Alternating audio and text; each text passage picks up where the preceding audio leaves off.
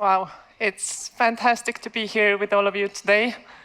Thank you, panelists, for sharing the stage together with me. And all of you are going to hear a panel discussion around legacy code, code debt, and associated costs. My name is Selene, and a little bit about myself. I work with software engineering teams at Microsoft. I'm a product manager in commerce field, and usually what we do is that we try to ensure a smooth payment experience for our customers. But today we're going to talk about legacy. And you may wonder why we chose this kind of topic into this large conference for a panel discussion with all of us here. And it turns out that it's sometimes very difficult to avoid legacy. And once it's there, it can slow you down, cost you more in maintenance, and limit your options compared to newer systems. And that's why we're here to explore the balance between performance and profitability, and what can we do to avoid legacy, to avoid technical debt, and altogether stay ahead of the competition. Dear panelists, it's your time to shine. Please introduce yourself and share a little bit about who you are. Let's start from this side. Thank you. My name is Vitaliy Muminov. I am engineering manager at Microsoft. Previously been working as a software engineer for maybe 9 years, switched to engineering management for 4 years, had lots of experience with different kinds of legacy, successful and unsuccessful ones. So I have a lot of things to tell. Hello, friends. Thank you for coming, because it's really hard to overcompete all that fancy AI stuff happening on the red stage. I'm Artur. I've been 15 years in this business. Went a long path from a software developer to staff engineer. Now I'm back in the field, writing production code, supporting, maintaining production systems. If I don't shit my pants on the stage today, which is already a win, I'm gonna share some practical advices and experience. Hi, my name is Reedik. I'm a tech lead at Ridango, which sounds fancy, but it's pretty much still a software development job. I also have 15 years of professional experience, but yesterday I counted that I made my first website 20 years ago, so it counts for something. I guess that's it. I'll leave something for the next stuff. So. Sounds good. I think we're going to have a very insightful discussion today. So we will start with a little chat here with me moderating the discussion, but then I would love to hand it over to you so that all of you also have a chance to ask questions from any of the panelists. Feel free to start preparing your thoughts and questions that you may have. But in order to have a good discussion, let's lay a strong foundation for the conversation ahead. And can you please help us understand what do we mean by legacy system in software engineering? So can you please define what does legacy mean in this context? Artur, maybe you start. Well, in general, it's a software system written on top of ancient or obsolete technologies, which is kind of objective KPI or measurement, if you will. On the other hand, we often use that legacy cliche for systems, and this is more a subjective view, for systems which are kind of not easy to support with low quality code base, a lot of bugs, unmaintainable, I don't know, really unpleasant to touch. Like, for instance, imagine your teammate is staring at his desk trying to understand, like, 2 days what's going on here. And you ask him, hey, dude, what's up? And he answers, I wanna die. This is legacy. Reedik, do you have a different definition in your mind? I have a slightly different opinion about this. Well, I agree that this is also legacy, what you talked about. But in my head, legacy is something that when you finish something, let's say, oh, this software is now done, it immediately becomes legacy. It might not be like bad legacy, but it starts being legacy. It's like at some point you feel like, okay, now I'm old, which might happen when you're 65, 85, but it will happen at some point. So then you sort of like, that's when it is legacy. Like when you stop working on it, when you say it's done, then it's legacy. It might be nice legacy, but still, it's still legacy. Vitaliy, is legacy good or bad, and why? The answer is always, it depends, of course. It depends on the maintenance cost. It depends on how much processes are involved with this particular piece of code. In processes, I mean in the real life. And it depends how much, I guess, revenue it generates. All right, let's move on and hear about your experiences, and feel free to add more while answering this question. But I'd love to hear about the situation where you had to decide whether to maintain the existing code or replace it with new code, to deprecate something, to keep the existing system operational. Any examples like this? What factors did you consider, and what was the outcome? Reedik, do you want to start this time? I can start. I have a few examples in mind. When you ask like what do I consider, the experience that I've had is that the old code is so bad, it's almost impossible to find people willing to work on it. So you're essentially like forced to make new stuff because it's really hard to hire people working on the old stuff.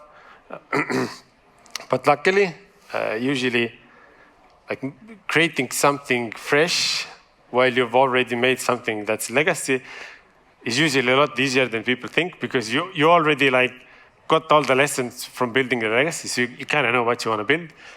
So you just take the same features, use a better and newer framework, and in my experience, it's not that hard.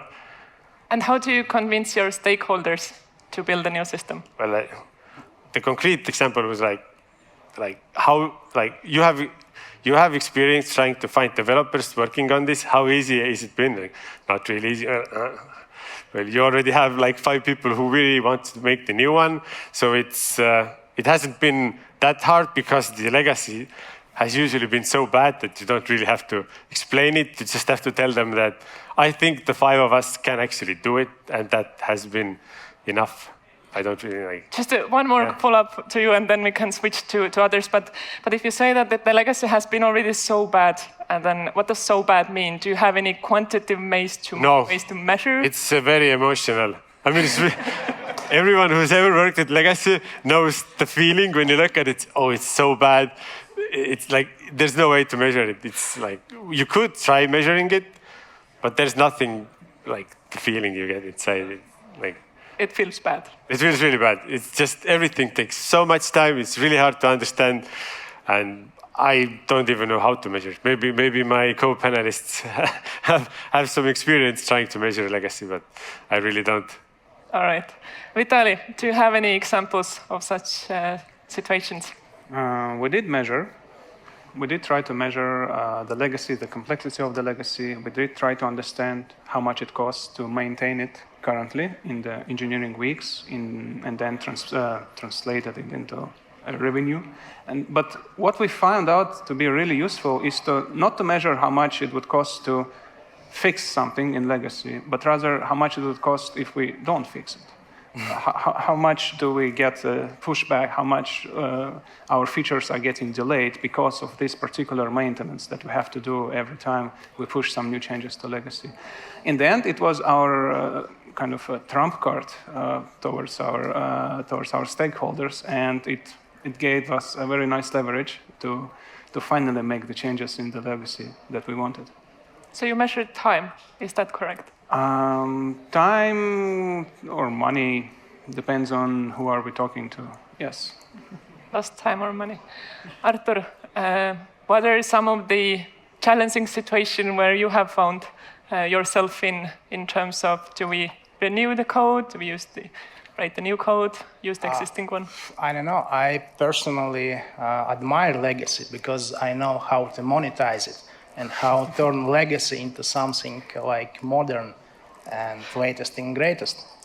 I can give you an example from real life. So a little prehistory. Imagine it's a global mobility business, and my team is in charge of maintaining a microservice which calculates taxes all over the globe. Like it's pretty annual activity. Like every year you have to update tax rates and legislation.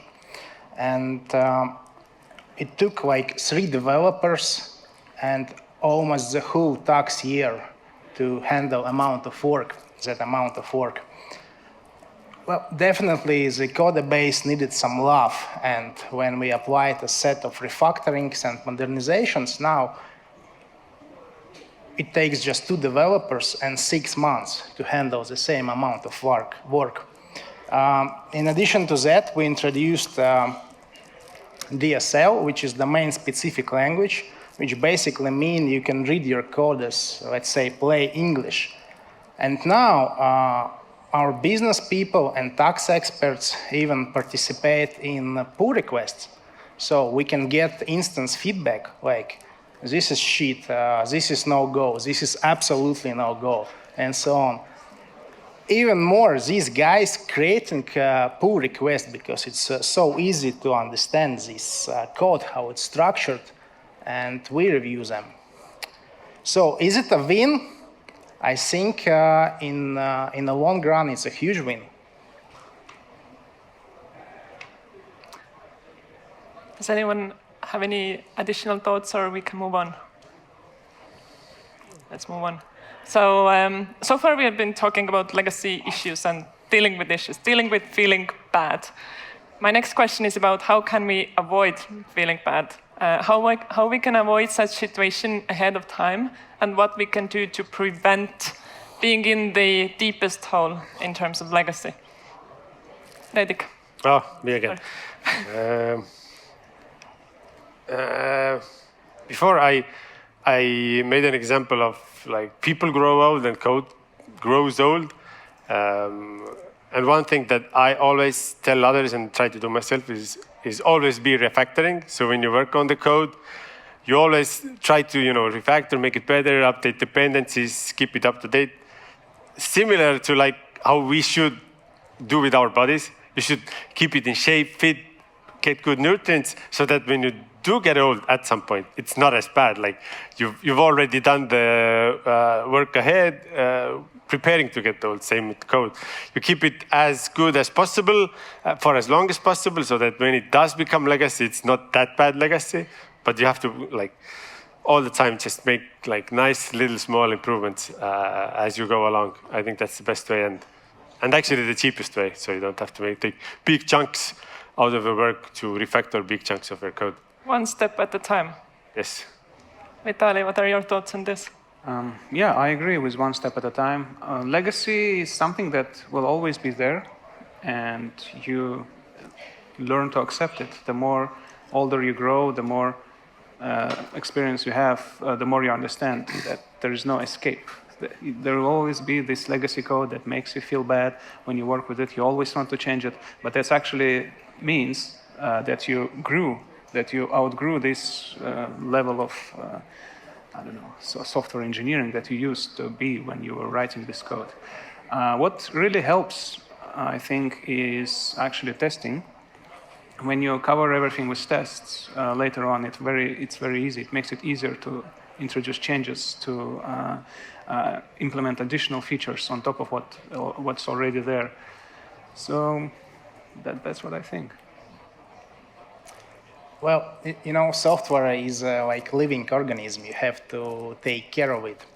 And it's, just a tax we have to pay to constantly keep it like with latest and greatest frameworks, libraries, approaches, and so forth.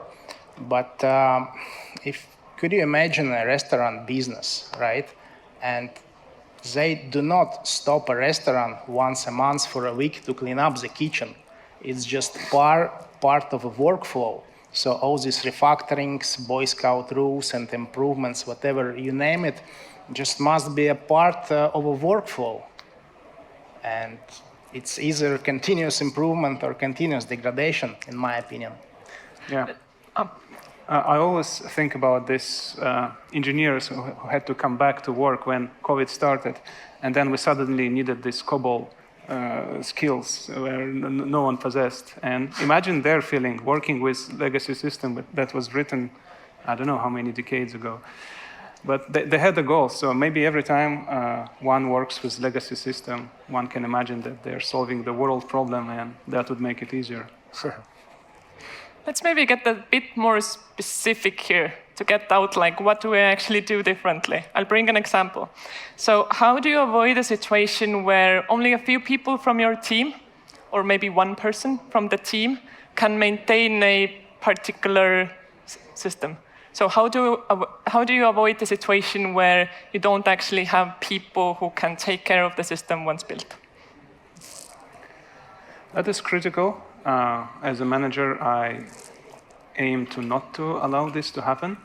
However, if that's the case, obviously, you have no choice. You have to introduce pair programming. You have to introduce documentation.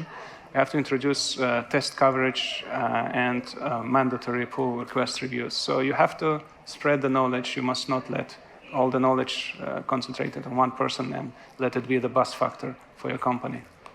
So the approach you use is that everyone knows everything about the whole scope? Not that everyone knows everything. However, everyone understands the topics and can maybe, if spend maybe one extra day, they can understand what's going on if they dive deeper. Yeah. Got it. Reedik, do you have any thoughts on this? I agree with my fellow panelists here. I think you could either force the person to write documentation, which he or she might not want to do, or just give some assignments that only he can do to somebody else. It will obviously take away more time, but that person has somebody to ask from instead of that person actually leaving and then somebody else has to learn the code without anyone else being there to actually know it. So I think that's the only way. It's basically have more people work on the code. And hopefully the code improves because you have another set of eyes on it. And maybe it becomes so good that it's actually easier to read for a new person. So it's not that bad, even if people don't know about it. So Artur, previously you mentioned new fancy libraries. And we all know that developers love to work on new and trendy frameworks and libraries, and we all want to work on new technologies, right? It's fascinating. And one of the challenges here is to balance the desire for new technologies and then keeping the existing system operational and functioning. So how do you navigate this balance between new technologies and existing systems operating at your work? Do you have any strategies to share with the audience? My personal rule of thumb is that I spend around 30% on keeping up with the latest and greatest libraries, approaches, frameworks, etc. And 70% I spend on fundamental things, also on trying to understand how business works, digging into use cases, domain itself. Why? Because I can monetize these things when I switch to a different project. Like, can you monetize a framework which was, let's say, the next big thing yesterday and is obsolete today? I think no. I forgot what the question was, but I know what I wanted to say. You work at Helmes. I assume you guys have a lot of different projects. So for each project, you can basically start from scratch, I assume, right? My experience has usually been like, I go somewhere, and we only have this one thing that we work on. And I remember a few jobs ago, who's worked with frontend knows that the joke about frontend is there's always another better framework almost every 6 months. We were at the point where we needed to pick one. And we picked Angular, which was a good choice in hindsight, but there were like a lot of other frameworks that didn't become as popular. Well, Angular is not the most popular, but we had to pick one and stick with it. But I think like 4 or 5 years later, Angular 2 came and Angular 1 was obsolete. So I mean, like, at some point with companies like me, you have to make a choice and basically stick with it. You can't really, but if you do want to play around, what I've done is create a little hackathon for people. Think, oh, we need to do this little project for the marketing team to, you know, change the Christmas banner on the website. Let's try some new technology, some new library, whatever. And usually, you know, that gives a good feeling without actually committing to a single library for a really big project. So it's How often do you do those hackathon type? not often enough. It's usually been 1 or 2 in each sort of company. So I average about 3 years in a company. So that's 1 every year usually. But I wish there was more of them. It's usually people have to take time off their real work. The company has to pay for the spa and so on. So it's not as easy. But when they do happen, I enjoy them. Other people, I think, also enjoy them. And it's a nice little. That's a good tip to take away. Yeah, go to Vitaliy, spa. go to spa and pay for it. Yeah. I think when it comes to understanding what we want to do versus what we need to do, it's very important to be very transparent with your team, to explain the goals, explain how we're going to achieve them, and let them choose how they want what technology they want to pick. It's always important to let them work on their own projects, I think. So maybe hackathon or some week per 1 week or 2 weeks per quarter to work on their own initiatives definitely helps. But in general, in my experience, I never met a person who wasn't very happy to work if a manager was very transparent about the technologies that we need to work on.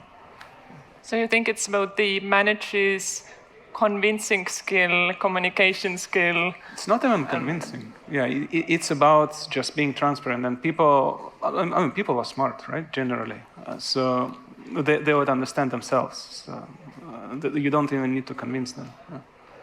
Let's talk more about this people management part. So, how do you? The same question from different angle. How do you manage developers who still want to work on cool stuff? Mm-hmm. What are some of the tips you have from your side to keep in your head as a people manager to?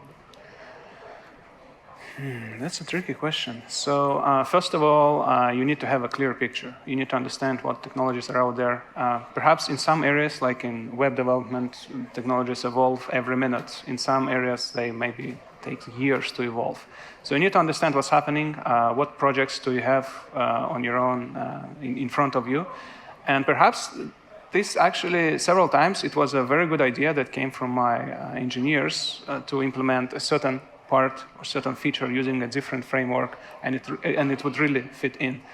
I think what also works is isolation of concepts like microservice architecture and everything else. When you can isolate different projects from each other, you can use any framework you want. However, this can also lead to a situation when you have a zoo of different technologies and people get lost.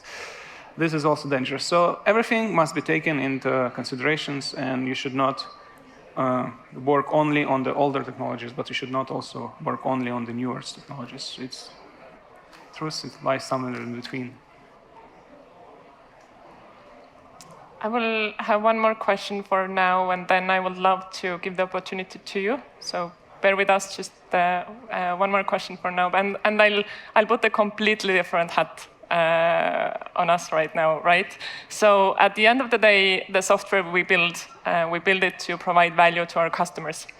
And my question is, are there any situation where it's appropriate to communicate to customer that a system, a product, or a feature is a legacy product, and when you shouldn't do it, or there is no need for this?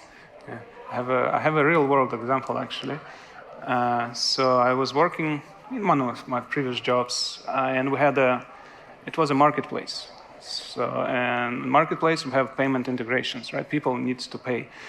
And there was this big payments processor, one of the biggest players in Europe. And it was a legacy code on our side that was integrated with a legacy integration, payment integration on their side as well. And as the time went, it was only our company that was using, only us, only in the whole Europe, only we were using this legacy integration. And it costed them so much money to support this.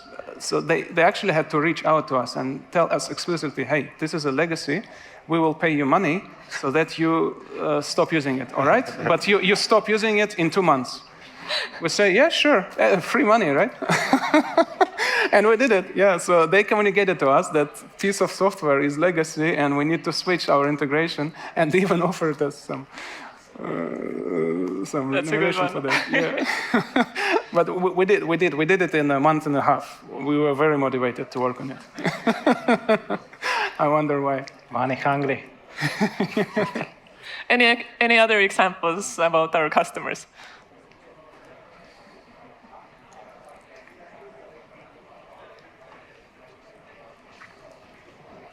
I don't We have keep it secret, I think. particular examples, but I don't believe that something which is like greenfield today suddenly becomes legacy tomorrow.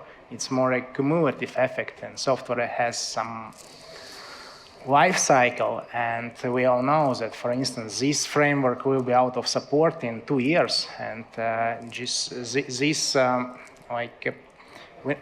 we need to manage that and make part of the whole process, because otherwise, we often say, if it works, don't touch it. But imagine the framework is out of support.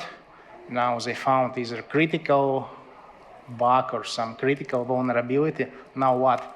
Are you going to stop production for unpredictable amount of time and lose money? So it just need to be part of the process to constantly, getting rid of the technical debt and legacy. So it's like one part of the ecosystem is the customer part. Reedik, do you have anything on your mind before we move on to audience questions? I have a small thought. The customer thing hasn't really been an issue for me. It's usually the developers. They want to know if something is legacy, what will happen to the code base. So like when they get some legacy code, it's much easier for developers and even myself if I know, like, is this going to be used in 2 years, in 5 years, or 10 years? Depending on that, I know what to do with the code. I can either say, oh, it's ugly anyway, it's going to die in a year. I can hack it and not forget about it.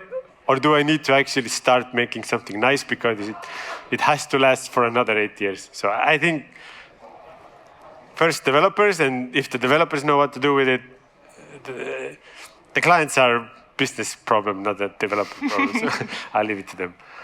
All right. Do we have a microphone available somewhere? You have a microphone. Does anyone have any questions to our panelists?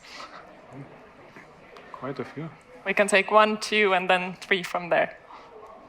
I started in software industry like 5 years ago, and I'm still wondering about one question.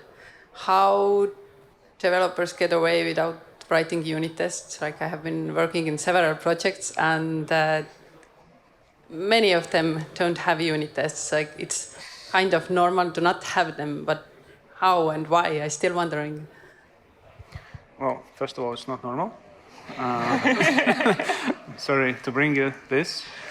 Second of all, probably there are different ways of testing. Some parts of the code might only be testable as an integration testing, where you have connectors or something else. Some parts of the code can only be tested manually because it involves lots of, the process to test involves lots of manual actions. However, I would say by default rule of thumb, it's that unit tests should be present.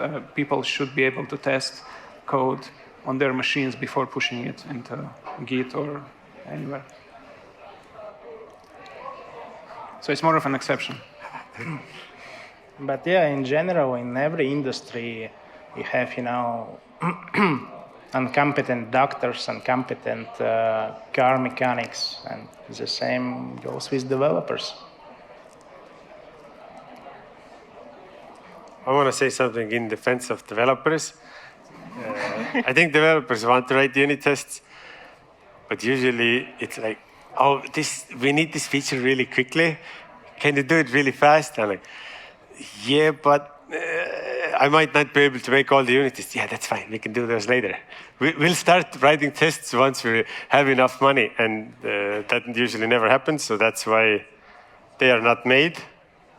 So I think most of the time is if you tell the developers, hey, here's enough time to do the feature and the unit test, most of them want to do it. But if the push comes to shove and it's fast, then the unit test is the first thing that gets like put to the side so that the feature could get out faster. So it is what it is.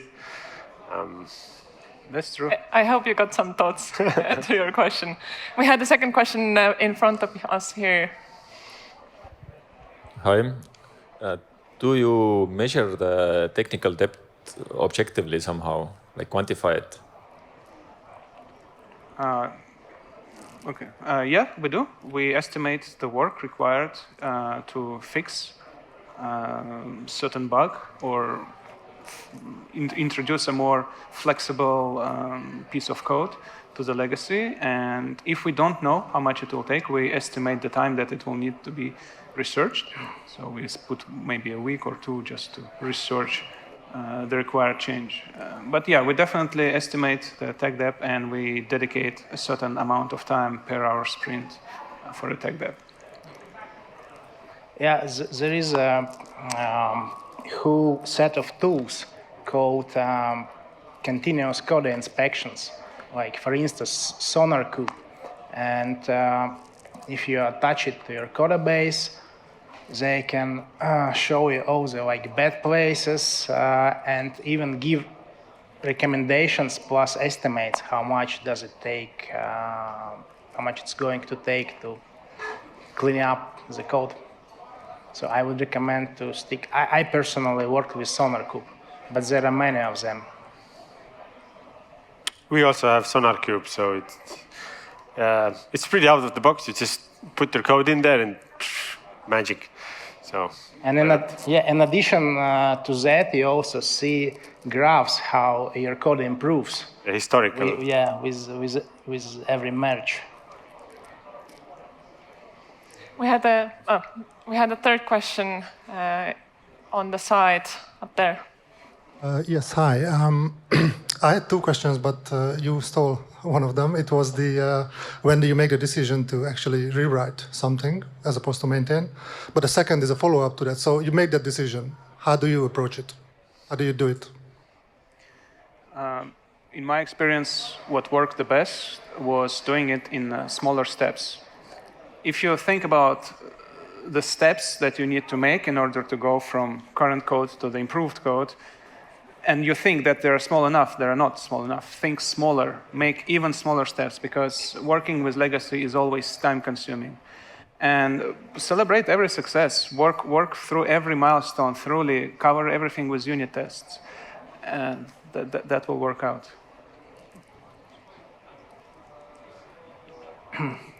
Like, I've never seen all these tiger teams who tend to rewrite the software working.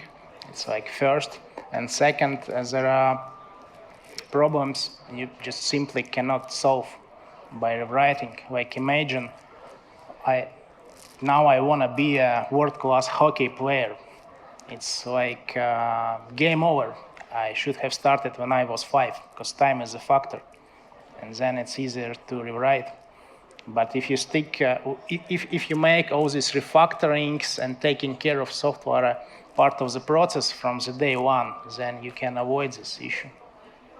Have you been ever in a situation where, like, ideally, we train every day, as Reedik said previously, right? But have you been in a situation where the train actually left, you already have too much? What do you do in this kind of situation? Where you did not keep the systems healthy every single day, and now you need to clean it up backwards? I guess I just described this situation, not much to add. Yeah. If the train is gone, there is nothing you can do. Close down the business. For instance. I think it's very important to understand that this legacy, it wasn't built in one day. Yeah, It was built over the time. and fixing it will also take some time.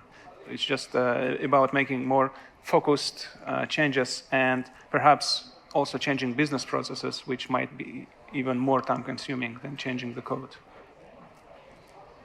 Right. We had one more question there, and then there next, and then next after next. But first on the side. I think this hand was first up. Thanks for the good ideas. Actually, I was wondering, you talked about all migrating and making things nice, but my question is about what if we make things worse? Does it make sense to introduce additional compliance or like checks for old software so it will not evolve that fast? Or make it harder for developers to develop it more, even further? If yes, why? No, why? What are your thoughts around it, making the experience worse for the legacy systems? From my experience, the way you work with legacy systems is that you should support the way it was written if you don't want to introduce any further,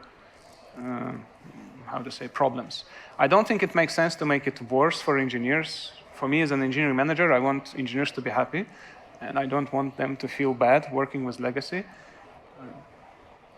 So yeah, that would be my answer. Artur, Reedik, do you have anything to add? It's a tough one. I haven't even thought about making it. Nobody wants to make anything worse. They just do what they have to do when they have to do it. And if it turns out that, well, we actually made it worse, then maybe it was needed at that point because you needed to do something for the customer.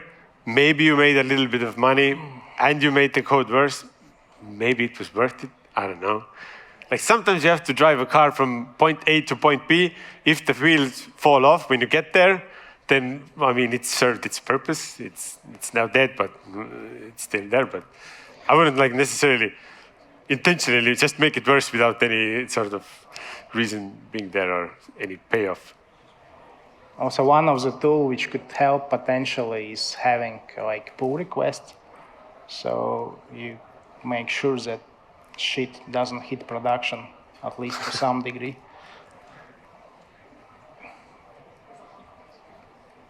Next question was in the front. Hey, I wanted to get back a bit to negotiation with product people. Basically, how do you negotiate working on technical debt before it hurts product? Like, I feel like it will hurt, but there is no damage yet. What do you say? How do you navigate this situation so that, like, you don't stand fixed it when it's on fire already? You can do it earlier. I can answer. So in my team, like technical debt management is just a part of process, and I encourage everyone not to be afraid of it, but just properly manage.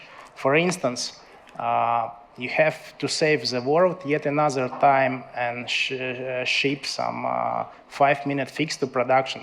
That's okay, just do it. But at the same time, in parallel, create a ticket, which is like technical debt ticket, how to improve that solution you have to ship quickly, and make it as a first-class citizen. Not just, I created a ticket and forget. No, just take it seriously. So like technical debt goes together with your code base, and sooner or later it will be fixed, like this sprint or next sprint or whatever iteration you stick to. How do you approach this in planning? Do you have a specific amount of time that you spend each quarter or semester to go over those tickets, but also everything else, right? Again, let's return to that restaurant example. They don't need managers' permissions to clean up the kitchen. It's just part of the process. They daily clean up the kitchen because dirty kitchen is a side effect of cooking. Yeah.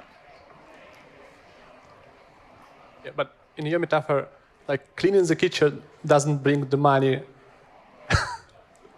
And like removing the tech debt also doesn't give money. How do you explain it? Why it brings you the money, because if you don't clean it every day, you have to close the restaurant in 1 month or in 2 months for I don't know, for 2 weeks to clean up all the dirty kitchen. From my experience, the situation has improved drastically from the past. Previously, products, they were blind to this. However, as the time goes, they understand that there should be some time dedicated to tech debt, and it's actually their initiative to come to me and to ask, hey, how much time do we need in the upcoming semester for the tech debt? In case if that's not the case, then the solution is simple. What we did in one of my previous jobs, when we would estimate a certain feature, we would introduce 2 estimates. One, if we fix certain tech debt right now, the other, if we don't fix it. And then we could see that as the time goes, the cost of the features increases, and that was very convincing for our product people. I have an unpopular opinion. You don't ask for permission, you ask for forgiveness.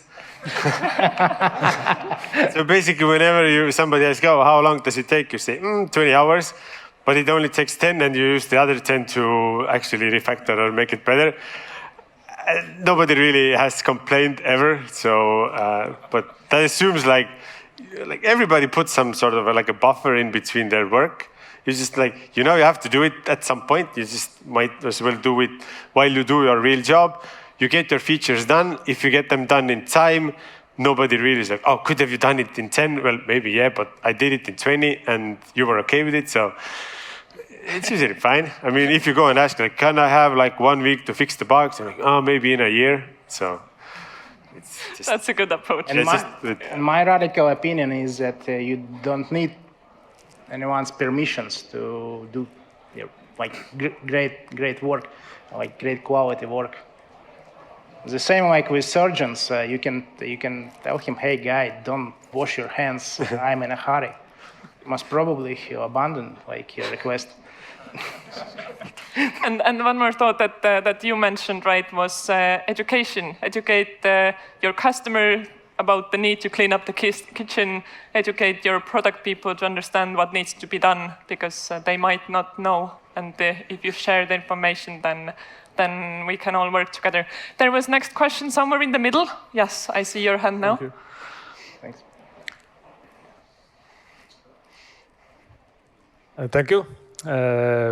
First of all, the kitchen analogs are really helpful and really make it to stand out. But I had a question on, do any of you have a method when you're picking your tools and frameworks to avoid, so to say, one-hit wonders? So something becomes really hype now, but in a few years it's gone, died off, no support, nothing. So that becomes legacy really quick, but how do you avoid them? It doesn't necessarily mean that big tech companies are keeping the maintenance longer. They also kill off the products really quickly. But how to not fell victim to that? Thank you. Well, so you are not 100% protected from this, I think.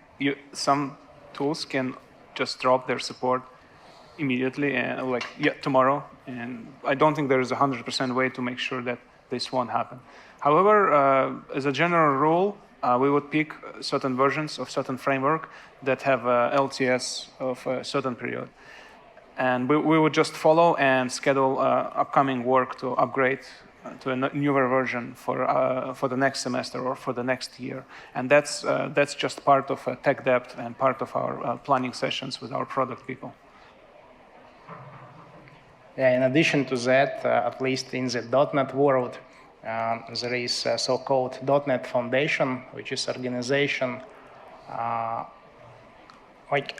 would suggest to choose packages which are part of .NET Foundation, because if maintainer for whatever reason decides not to continue, then Microsoft and .NET Foundation is going to pick up the project and keep it alive. This really sounded like someone who's done web development and asked this question, because a lot of this stuff. Like, I've even heard maintainers like getting in bus accidents, and that's why they stop supporting some library, which is unfortunate, but it can happen. So sometimes when I pick a library, I think like, if this doesn't get any updates in the future ever again, if I'm fine with it for 3 years, it's okay. Because like, you can still download it from NPM. If you really want it, you can fix it yourself.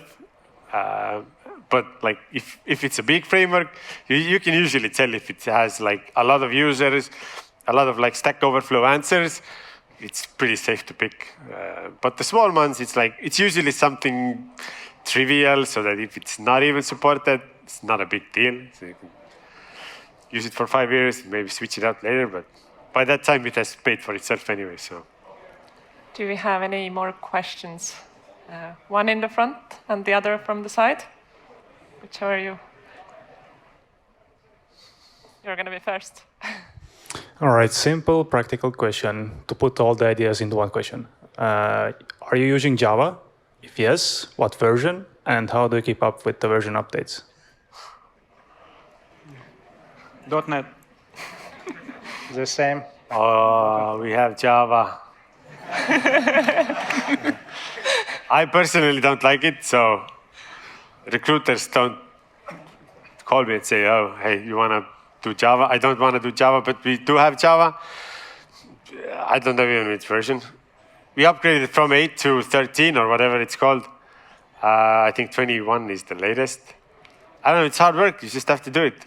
There's no two ways about it. Just, oh, new LTS, let's take some time and do it, or not do it. But I don't know. I don't know why people still use Java. I actually know why they use it, because there are a lot of Java developers in Estonia, but as a language, it's, I don't know. I get your problem. The answer is just do it. I mean, just upgrade it. Or, I don't know, don't. We should have started the panel discussion with this question, right? And then it would have been done, right? Next one on the side. Hello, I'm Dominic. I have a question that most big tech companies are mostly liberal nowadays, and they're optimizing their working conditions through, wokeness, inclusivity, and so on. So they make their workers as free as possible. But we see on other side companies like Musk's companies like Twitter, when more effort is put on, I would say, productivity and the result of their work. How do you balance the healthy working conditions and the emphasis on productivity and result? Good question. So, from the management perspective, I think it's very important to understand that both of these are extreme values, and only Sith deals in extremes. So you must not go to either. The truth is somewhere in between, and in order to achieve that certain point, it's personal for every engineer. What you can do is you can only make sure that your engineers are motivated, that they have all the conditions, that they have all the freedom to do what needs to be done, and that will just lead to a productivity. I agree. If you have a developer and you let him do his job the best he can do, he's usually happy. It's usually when you get in his way, or like, oh, you need to log your hours and then you need to do this and this and this, then they get unhappy because they can't really, do their best effort. So if you let them do their best effort and, they can actually do their work that they're supposed to do, they're usually pretty happy. And you have to take them to spa once a year. So the formula sounds pretty easy. Keep yourself and people around you happy. Don't let them feel bad, and then all the systems work. Sounds easy, right? Sounds easy, right? How to win a basketball game. Score more baskets than the opposite team, right? Just win the game. Do we have any more questions? One more on the side, and then one more here, and then let's see whether we can take one more or not. By the way, I love that you have so many questions. It's just wonderful to see that you are active and getting the answers to the questions that you have. from the side. Yeah, hi, thank you. I want to double up on the question of my colleague about making life harder for developers and explain a bit of context. So as members of Foundation, if you're supporting the whole engineering, then if you have some complicated migration, it is just not reasonable to do it like for the whole organization on your own. But what happens if, so like developers, like the whole engineering has to migrate one by one individually, but what happens if they don't really want to do that? Well, how do you incentivize moving to away from the legacy?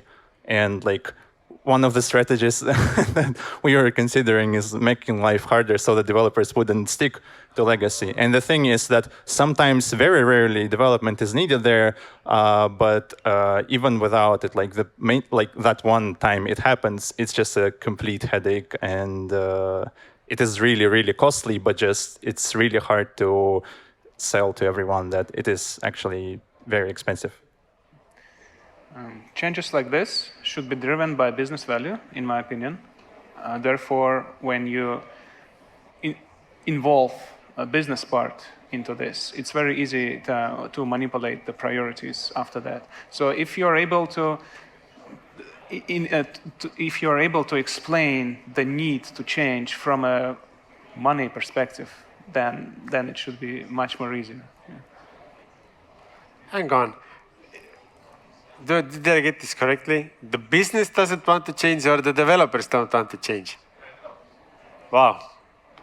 That's weird, because they usually the first one who wants to change. Sounds like pretty liberal environment, right? From the previous question. I don't know. I mean, if they really like the legacy and they don't want to change it, I don't think you can force them. Maybe it's not as bad as you think. If people actually working on it don't want to change it, then let them work on it. I mean, it's like a nice problem to have. Like, oh, people actually want to work with legacy code. Go ahead, or get some new developers, make some new code, and just kind of phase them out slowly. And did you face some serious security issues or something like this, right? I don't know. I guess I was like making it too like extreme, but I don't know. Yeah. I guess in every company, like if you have some legacy, you need somebody to work on it. So it might be nice if you actually can find somebody to work on it, and the other ones can, work on the new stuff while you migrate away. Artur, do you want to add something? No. No, not at this time. I think your question will be the last one, but I will still like to take yours. Yeah, I'll try to be short. So you guys mentioned in the beginning of the discussion maintainability, and that being sort of one of a really, really big problem when a developer needs to look at a code that is basically a piece of excrement. That how or whether should it be and how should it be taken into account while a new project is being started, a new piece of software is being planned even, let's put it this way. Let's start even with the design and architectural part. Like, should it be taken into account there and how? Of course it should be taken into account. And again, coming back to this idea of smaller steps, based on my experience, we can't just jump from legacy into this new shiny project in one step. We have to gradually move from current system to the target system. And perhaps the goal will actually change as we move, as we discover new ways, as we discover new technologies or business values have changed. Therefore, there should be maintenance work defined as something as recurring monthly or bi-monthly. There should be steps how to reach the target architecture from current architecture. And all of these steps should be defined as milestones. And engineering team altogether must work on this one. Just agreeing with you. Because I've had the fortune where I didn't have to do that. I was like, this old thing is so bad, let's just build the new one. You have 2 years, and let's go, and then we just build something. But it helped that we had a really clear goal, like if you build this new one, it will be used in this new market. So we knew what we had to do. we had the old one where like, I wonder how it's done in the old one. They said, yeah, this is how you do taxes, and then you have to do this in that order. Oh, okay. So you had like a cheat sheet of how it used to work, and then you had a clean slate. We didn't have to do any sort of like piece by piece. You could just do the new one and then ship it. I guess in certain scenarios it makes sense to jump. However, the number of there are only few of them. That's why I say it's fortunate because don't expect it to be that easy every time. True. Right. So our discussion is becoming to an end. I still have one final question to our panelists, and the question is: can you please share one piece of advice or a thought for the audience to take away from this session today? Whichever order you prefer to go. Legacy is inevitable. Accept it and go with it. Yeah, I have a couple of things to share. Again, don't be afraid of technical debt. Just manage it properly. You can also stick to so-called, like at least in our team, we call it zero-error policy. Just we treat every exception as a first-class citizen. If it's transient, then we manage some retries. If it's some business issue, we just fix it, cover with tests, so it's never appears. Also, stick to some pragmatic craftsmanship and clean code. Yeah. Always be refactoring. It's like one thing. Thank you so much. Thank you so much for being here today with us. It was great to see so many questions. I hope you got something to take away with you to the work on Monday, and hopefully have a better results altogether. Thank you, panelists, and let's have a small break between the next sessions. Thank you.